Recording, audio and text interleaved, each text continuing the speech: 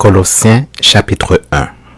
Paul, apôtre de Jésus-Christ par la volonté de Dieu, et le frère Timothée, aux saints et fidèles frères en Christ qui sont à Colosse. Que la grâce et la paix vous soient données de la part de Dieu, notre Père. Nous rendons grâce à Dieu, le Père de notre Seigneur Jésus-Christ, et nous ne cessons de prier pour vous, ayant été informés de votre foi en Jésus-Christ et de votre charité pour tous les saints à cause de l'espérance qui vous est réservée dans les cieux, et que la parole de la vérité, la parole de l'Évangile vous a précédemment fait connaître. Il est au milieu de vous et dans le monde entier, il porte des fruits et il va grandissant. Comme c'est aussi le cas parmi vous depuis le jour où vous avez entendu et connu la grâce de Dieu, conformément à la vérité d'après les instructions que vous avez reçues d'Épaphras, notre bien-aimé compagnon de service, qui est pour vous un fidèle ministre de Christ, et qui nous a appris de quelle charité l'Esprit vous anime.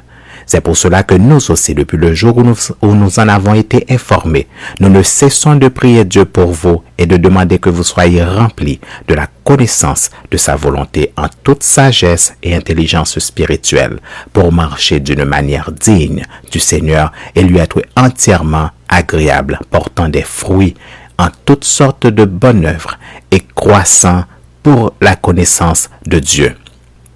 Fortifié à tous égards par sa puissance glorieuse, en sorte que vous soyez toujours et avec joie, persévérants et patients. Rendez grâce au Père qui vous a rendu capable d'avoir part à l'héritage des saints dans la lumière, qui nous a délivrés de la puissance des ténèbres et nous a transportés dans le royaume du Fils de son amour, en qui nous avons la rédemption, la rémission des péchés. Il est l'image du Dieu invisible, le premier-né de toute la création, car en lui ont été créées toutes les choses qui sont dans les cieux et sur la terre, les visibles et les invisibles, trône, dignité, domination, autorité. Tout a été créé par lui et pour lui. Il est avant toute chose et toute chose subsiste en lui. Il est la tête du corps de l'Église. Il est le commencement, le premier-né d'entre les morts, afin d'être en tout le premier.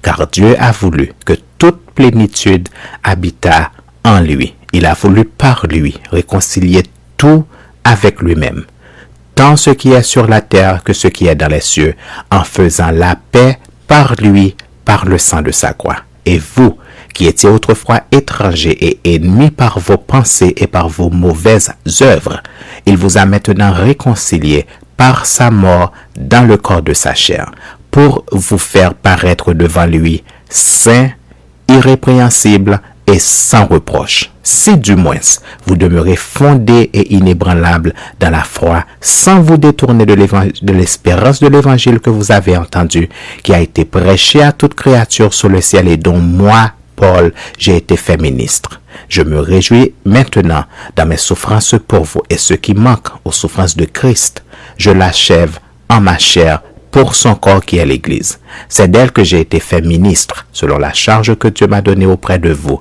afin que j'annonçasse pleinement la parole de Dieu. Le mystère caché de tout temps et dans tous les âges, mais maintenant révélé à ses saints, à qui Dieu a voulu faire connaître quelle est la glorieuse richesse de ce mystère parmi les païens, savoir Christ en vous, l'espérance de la gloire. C'est lui que nous annonçons, exhortant tout homme et instruisant tout homme en toute sagesse, afin de présenter à Dieu tout homme devenu parfait en Christ. C'est à quoi je travaille en combattant avec force, avec sa force qui agit puissamment en moi.